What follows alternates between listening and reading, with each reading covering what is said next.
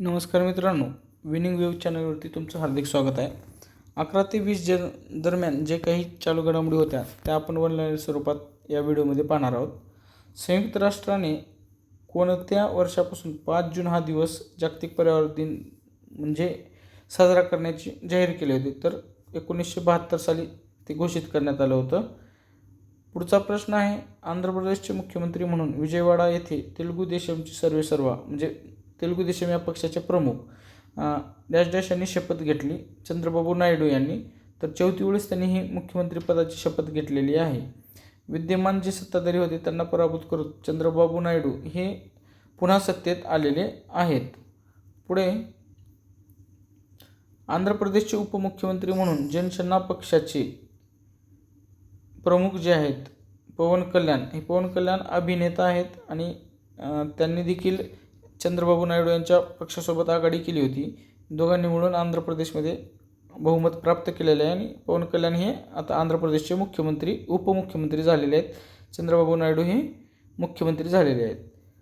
पुढचा प्रश्न आहे, ओडिसाच्या मुख्यमंत्री पदाची शपथ डॅश डॅश यांनी भुवनेश्वर येथे घेतली. मोहन चरण मांझी झालेला आहे यांनी घेतलेली आहे. ओडिसाचे पहिले भाजपचे मुख्यमंत्री झाले आहेत. भाजपची सत्ता प्रथमच त्या ठिकाणी आलेली आहे, लक्षात असू द्या. प्रश्न खूप महत्त्वाचा आहे, यावर प्रश्न यायचे चान्सेस जास्त आहेत.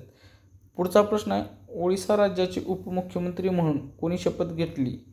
उपमुख्यमंत्री म्हणून के व्ही सिंहदेव यांचा मतदारसंघ होता पटना आणि दुसरी जे प्रवती परिडा मतदारसंघ आहे निमापारा आणि पहिल्यांदाच आमदार झाले आणि पहिल्यांदाच उपमुख्यमंत्रीपद त्यांना मिळालेलं आहे. म्हणजे पहिल्याच टर्ममध्ये ते उपमुख्यमंत्री झाले. त्यानंतर अरुणाचल प्रदेशचे मुख्यमंत्री म्हणून सलग तिसऱ्यांदा कोणाची निवड झाली? तर पेमा खांडू यांची निवड झाली असून अरुणाचल प्रदेश राज्यातील विधानसभा सदस्य संख्या 60 आहे. या जागेपैकी 60 पैकी 46 जागा या कोणी जिंकलेल्या आहेत? भाजपाने जिंकलेल्या आहेत. पुढचा प्रश्न आहे, भारताच्या संविधानातील या अनुच्छेदाने धार्मिक स्वातंत्र्याची चौकट निर्धारित केली आहे. तर मित्रांनो, अनुच्छेद 25 ते 28 मध्ये धर्मस्वातंत्र्याचा अधिकार मेन्शन केलेला आहे. पुढे, कोणत्या डॅश डॅश या अनुच्छेदाने शैक्षणिक सांस्कृतिक हक्कांना मान्यता दिली? तर अनुच्छेद 29 व 30. त्यानंतर डॅश डॅश या अनुच्छेदाने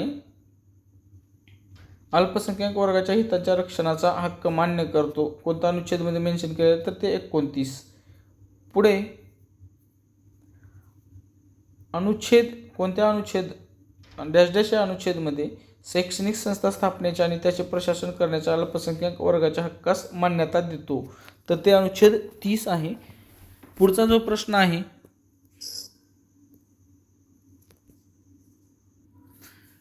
कोणत्या अनुच्छेदामध्ये जन्म आधारित ओळखीच्या आधारे भेदभाव होणार नाही याची ग्वाही दिलेली आहे? अनुच्छेद 15 मध्ये अशा प्रकारची ग्वाही देण्यात आलेली आहे. त्यानंतर आता पुढचा प्रश्न आहे, कितव्या वित्त आयोगाने मागास राज्यांच्या विकासाकरता विशेष श्रेणी दर्जाची तरतूद केली होती? तर 5व्या वित्त आयोगाने तशी तरतूद केली होती 1969 साली. आणि ही तरतूद घटनात्मक नाही तरी देखील विशेष राज्याचा दर्जा द्यावा यासाठी बिहार किंवा अन्य काही राज्ये आग्रह करीत आहेत. विशेष श्रेणी दर्जा मिळालेले राज्य कोणकोणते आहेत? सध्या ईशान्येकडील सर्व राज्ये आसाम, मेघालय, सिक्कीम, अरुणाचल प्रदेश, नागालँड, मिझोराम, मणिपूर, त्रिपुरा, हिमाचल प्रदेश, उत्तराखंड, तेलंगणा एवढ्या राज्यांना स्पेशल स्टेटचा दर्जा मिळालेला आहे. कोणत्या देशात 13 ते 15 जून या कालावधीत G7 देशाची परिषद आयोजित करण्यात आलेली आहे? तर ती इटली. शहर आहे अपुलिया. G7 समूहात असलेले देश कोणते? म्हणजे G7 राष्ट्रांमध्ये 7 देश आहेत, त्यांची नावं कोणकोणते? America, Britain, France, Italy, Germany, Canada, Japan. पुढचा प्रश्न आहे, ओडिशाला पहिल्या महिला उपमुख्यमंत्री म्हणून कोण लाभले आहेत? तर प्रवीता परिदा, मी वर उल्लेख केलाच आहे. पुढे, भारताच्या पहिल्या मुख्यमंत्री कोण होत्या? उत्तर प्रदेशच्या सुचिता कृपलानी या भारताच्या पहिल्या मुख्यमंत्री होत्या. म्हणजे उत्तर प्रदेश राज्यानं आपल्या भारताला पहिले महिला पहिले महिला मुख्यमंत्री पद दिलेलं आहे. काँग्रेस पक्षाच्या सुचिता कृपलानी यांनी 2 ऑक्टोबर 1963 मध्ये मुख्यमंत्रीपदाची शपथ घेतली होती. पुढे सध्या मुख्यमंत्री असलेल्या महिला आजच्या घडीला पश्चिम बंगालच्या ममता बॅनर्जी या एकमेव महिला मुख्यमंत्री आहेत. बाकी कोणत्याही राज्यात महिला मुख्यमंत्री नाही आहे. ओडिसाच्या पहिल्या मुख्यमंत्री नंदिता शतपथी या ओडिसाच्या पहिल्या मुख्यमंत्री आहेत. ओडिसाच्या पहिल्या मुख्यमंत्री कोण होत्या?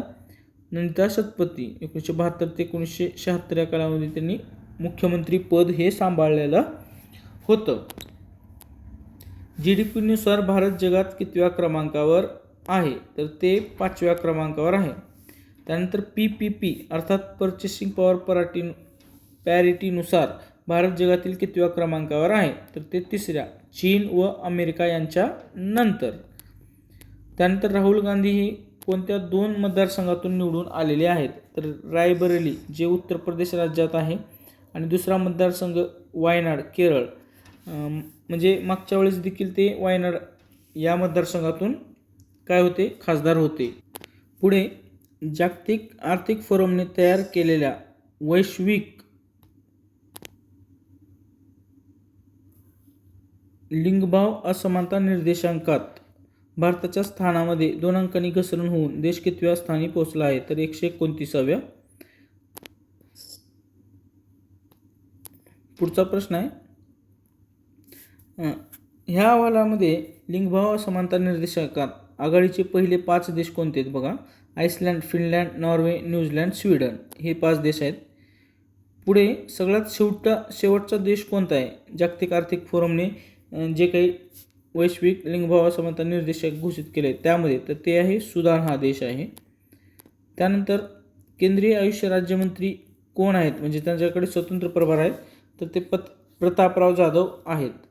पुढे भीम आर्मीचे संस्थापक चंद्रशेखर आझाद हे उत्तर प्रदेशातील कोणत्या मतदारसंघातून खासदार म्हणून निवडून आले? तर ते नगिना मतदारसंघ.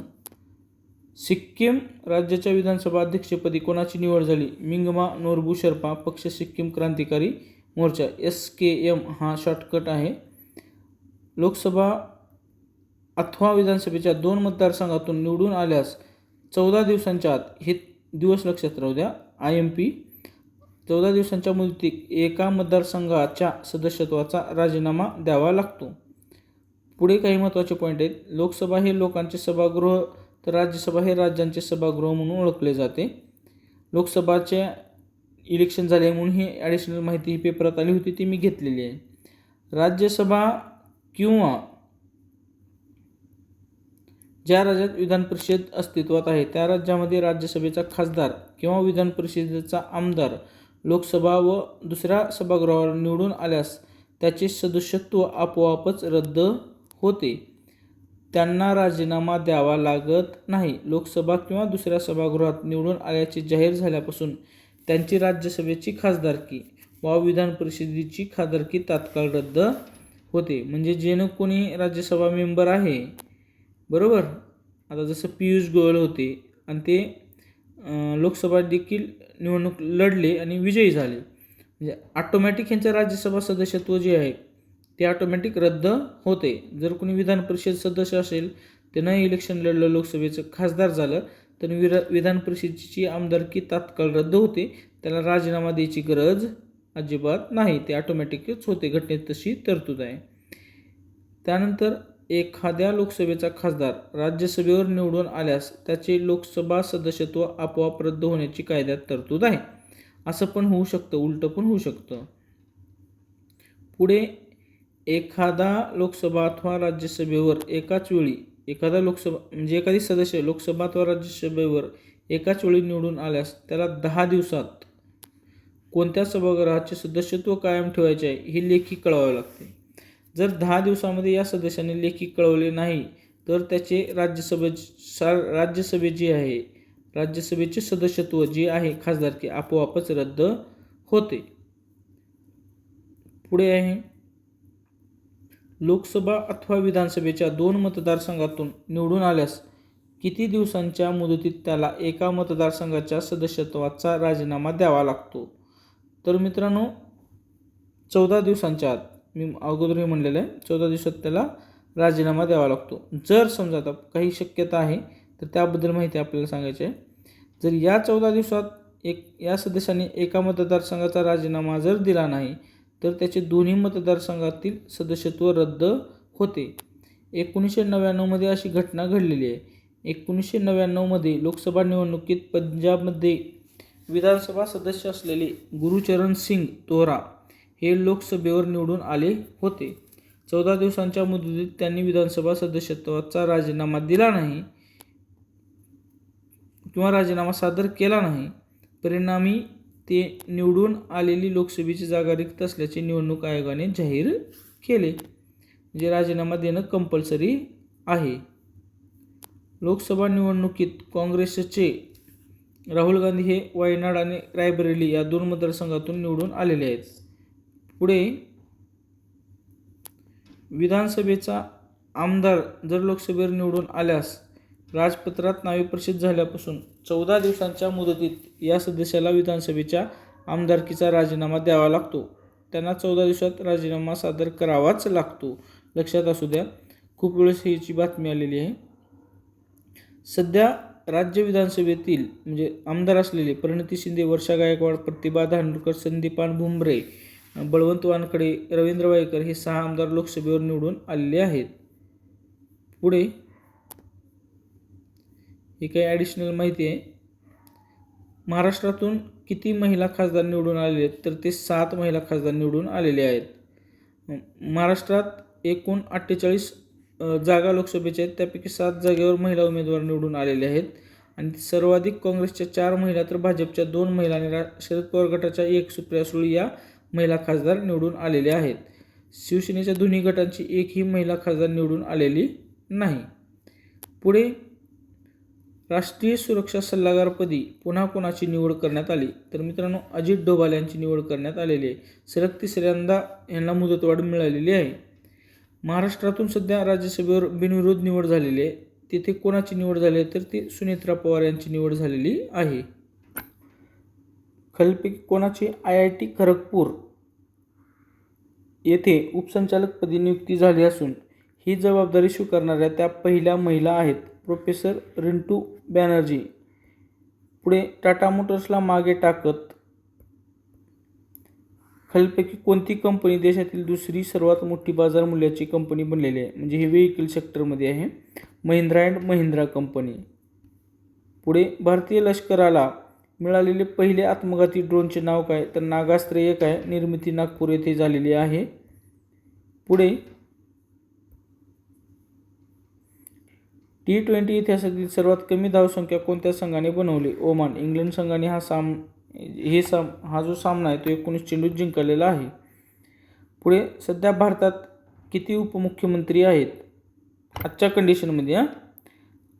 तर म्हणजे 20 जूनपर्यंत धरा तुम्ही. तर 14 राज्यात 23 उपमुख्यमंत्री आहेत. उपमुख्यमंत्री पदाबाबत काय थोडी तरतूद आहे राज्यघटनेमध्ये त्याबद्दल थोडक्यात आपण पाहू. उपमुख्यमंत्री पदाबाबत भारतीय राज्यघटनेच्या कलम 163, 164 मध्ये मुख्यमंत्र्यांनी मंत्रिमंडळाशी संबंधित तरतूद आहे. म्हणजे कलम 163, 164 काय चीफ मिनिस्टर संदर्भात तरतूद आहे. कलम 163(1) मध्ये काय म्हणलेलं आहे? राज्यपालांना सल्ला देण्यासाठी मुख्यमंत्र्यांच्या नेतृत्वाखाली एक मंत्रिमंडळ असेल. मुख्यमंत्र्यांची नियुक्ती कोण करत असतो? राज्यपाल करतील आणि मुख्यमंत्र्यांच्या सल्ल्याने मंत्रिमंडळाची नियुक्ती राज्यपाल करतील अशी तरतूद राज्यघटनेत आहे किंवा या कलमात आहे. मात्र या दोन्ही कलमात उपमुख्यमंत्रीपदाचा उल्लेख अजिबात नाही. उपमुख्यमंत्री म्हणजे उल्लेख अजिबात नाही. उपमुख्यमंत्री हे राज्याच्या कॅबिनेट मंत्र्याच्या समकक्ष समजले जातात. मंत्र्यांना मिळणारे वेतन आणि अन्य सुविधा उपमुख्यमंत्र्यांना मिळतात. म्हणजे जे काही कॅबिनेट मंत्री असतात त्याप्रमाणे त्यांना सुविधा वगैरे मिळत असतात. पुढे उपमुख्यमंत्री कोणकोणत्या राज्यात आहे उगा एक थोडक्यात नावं सांगतो.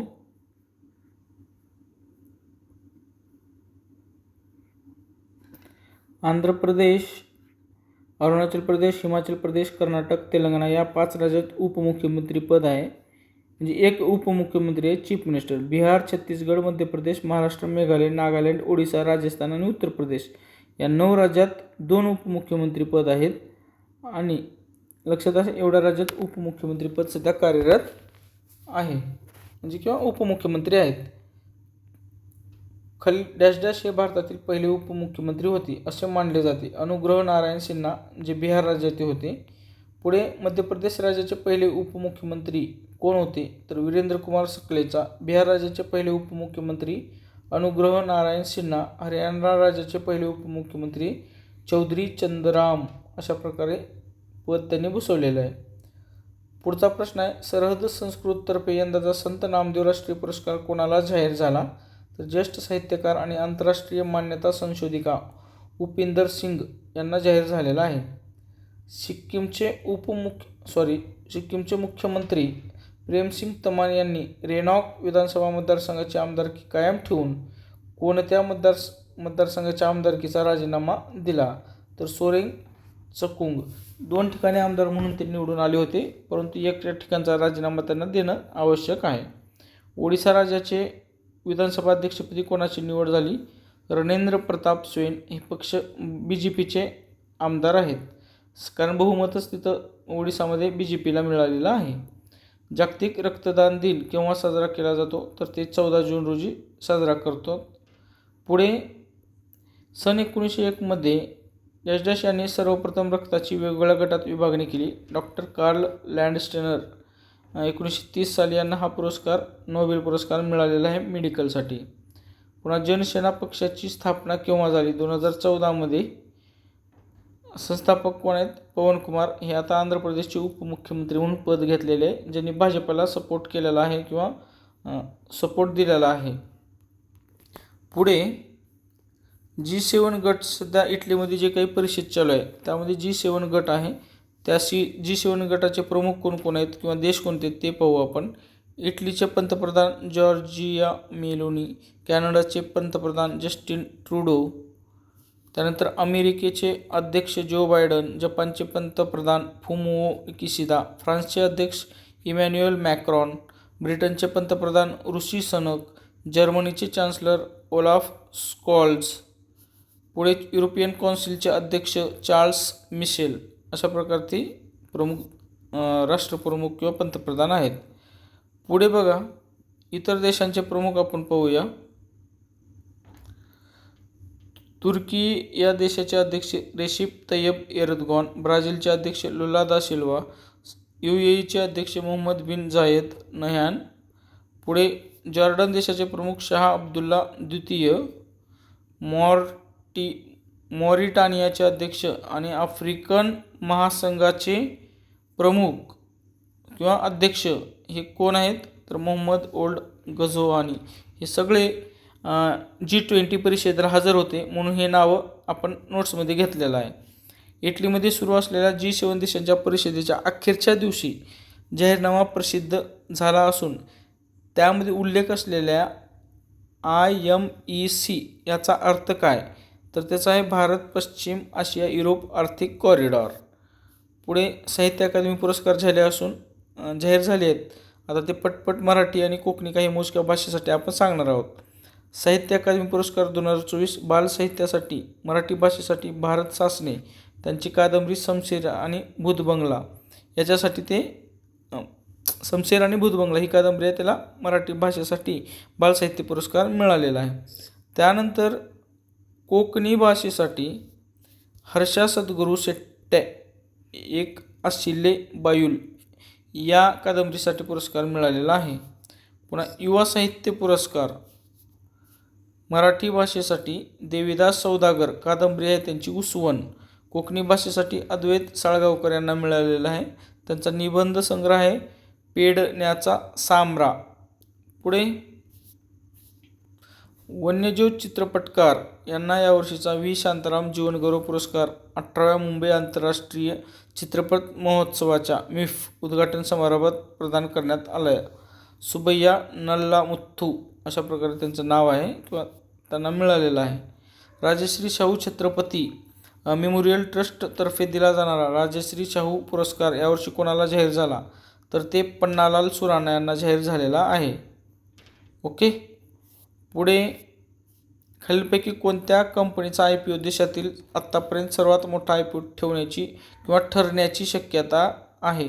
तर मित्रांनो, ह्युंडाई मोटर लिमिटेड, म्हणजे क्रेटा वगैरे गाड्या आहेत ना, क्रेटा ह्या गाडी जी बेस्ट सेलिंग आहे त्यांच्या सेगमेंटमध्ये, ते कंपनी आहे. पुढे अमेरिकेतील अलास्का येथे झालेल्या कोणत्या लष्करी सरावामध्ये भारतीय हवाई दलाच्या राफेल लढाऊ विमानांनी सहभाग घेतला होता? तर मित्रांनो, रेड फ्लॅग या अलास्का येथे झालेल्या लष्करी सरावात भारताच्या राफेल विमानांनी सहभाग घेतला होता. पुढे खोल समुद्रातील सागरी मोहिमांची अंमलबजावणी करणारा भारत हा जगातील कितवा देश बनणार आहे? तर तो 6वा देश बनणार आहे. खेलो इंडिया अंतर्गत महाराष्ट्रातील पहिला सिंथेटिक ट्रॅक कोठे साकारण्यात येत आहे? तर डॉक्टर बाबासाहेब आंबेडकर मराठवाडा विद्यापीठ, छत्रपती संभाजीनगर या ठिकाणी. शिक्षण व संशोधन प्रशिक्षण परिषदेचे अर्थात NCERT संचालक कोण आहेत? दिनेश प्रसाद सकलानी. हे भारत आणि इंडिया ह्या वादाच्या दरम्यान किंवा नाव काढून इंडियाचं नाव काढून भारत ठेवणं या दरम्यान NCERT खूप चर्चेत आहे. अण्णासाहेब पाटील आर्थिक विकास महामंडळाचे अध्यक्ष कोण? तर ते आहेत नरेंद्र पाटील. महाराष्ट्रातील पहिलीच वैश्विक विकास परिषद 25 जून रोजी कोठे आयोजित करण्यात येणार आहे? तर ते कोल्हापूर येथे. पुढे भारत सासने यांच्या कोणत्या कादंबरीला साहित्य अकादमीचा मराठी भाषेतील उत्कृष्ट बाल साहित्याचा पुरस्कार जाहीर झालेला आहे? तर शमशेर आणि भूतबंगला यासाठी झालेला आहे. पुढे जागतिक लिंगभेद निर्देशांक अहवाल पटमण्या पाहू, त्याचं ओव्हरलुक कोणामार्फत प्रसिद्ध करण्यात येतं? World economy forum. एकूण देश 146, भारताची रँकिंग 129, 2023ला 127, 2022ला 135 होता. चीनचं एक सध्याची रँकिंग जी आहे ते 106, बांगलादेश 99, नेपाळ 117, श्रीलंका 122. पुढे भूतान 124 आणि पाकिस्तान 145. पहिला क्रमांक आइसलँड या देशाचा आहे. त्यानंतर जगात अद्याप एकाही देशाने 100% लैंगिक समानता जी आहे ते साध्य केलेली नाही, हे लक्षात असू द्या. 2009मध्ये झालेल्या लोकसभा निवडणुकीत किती महिला खासदार निवडून आल्या होत्या? तर मित्रांनो, त्या 48 निवडून आलेल्या होत्या. आणि आता 2024च्या याच्यामध्ये कमी, म्हणजे 74 महिला खासदार निवडून आलेल्या आहेत. राहुल गांधी जे 2 मतदारसंघातून निवडून आले होते त्यापैकी एक होता रायबरेली आणि दुसरा होता वायनाड. या 2 जागावर जिंकले असून त्यापैकी कोणत्या मतदारसंघाचा राजीनामा त्यांनी दिला? तर वायनाड. आता या वायनाड मतदारसंघातून काँग्रेसतर्फे प्रियंका गांधी ह्या निवडणूक लढवणार आहेत, लक्षात असू द्या. पोटनिवडणूक होईल तिथे. काँग्रेसतर्फे उमेदवार प्रियंका गांधी असतील.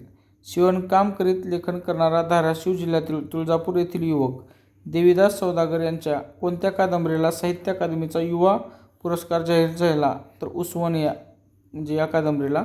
स्वतंत्र दिव्यांग कल्याण मंत्रालय स्थापन करणारे देशातील पहिले राज्य महाराष्ट्र आहे.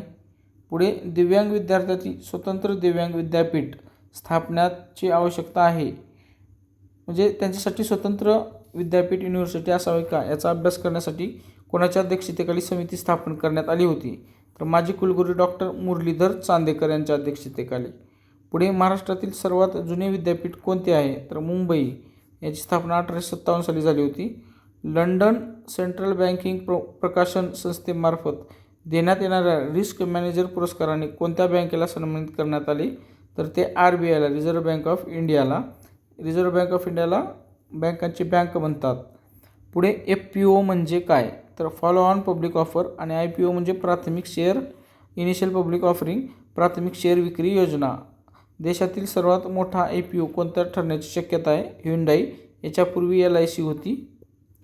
पुढे लॉकी फर्ग्युसन, न्यूझीलंडचा वेगवान गोलंदाज लॉकी फर्ग्युसन यांनी T20 विश्वचषक करंडक स्पर्धेत 4ही षटके म्हणजे 4ही ओव्हर मेडन टाकण्याचा विश्वविक्रम केलेला आहे.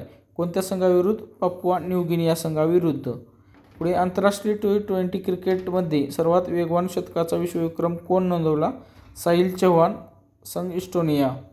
पश्चिम बंगालच्या दार्जिलिंग जिल्ह्यामध्ये कोणत्या रेल्वे एक्सप्रेसचा मालवाहू रेल्वेगाडीला धडक लागल्यामुळे 9 प्रवाशांचा मृत्यू झाला? कांचनगंगा.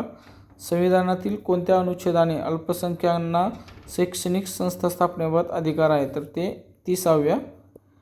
पुढे भारतीय फुटबॉल संघाच्या प्रशिक्षक पदावरून कोणाची हकालपट्टी करण्यात आली तर इगोर स्टिमॅच. SBIचे अध्यक्ष कोण आहेत तर दिनेश कुमार खारा. पुढे रेल्वे विभागात टक्कररोधक म्हणून स्वयंचलित यंत्रणा कोणती वापरण्यात येते तर ते मित्रांनो ते कवच आहे, त्याचं नाव आहे कवच. मित्रांनो अशा प्रकारे आजच्या म्हणजे ह्या जो व्हिडिओ होता हा 11 ते 20 जून दरम्यान आहेत. आता याचा पुढचा व्हिडिओ 21 ते 30 जून असेल. म्हणजे प्रत्येक महिन्याचे 10 दिवसाचे प्रश्न घेऊन ऑनलाईनर असो की 4 ऑप्शन असो अशा प्रकारे पर्याय घेऊन व्हिडिओ बनवण्यात येणार आहे. व्हिडिओ आवडला तर नक्की शेअर करा, सबस्क्राईब करायला विसरू नका. Thanks for watching this video.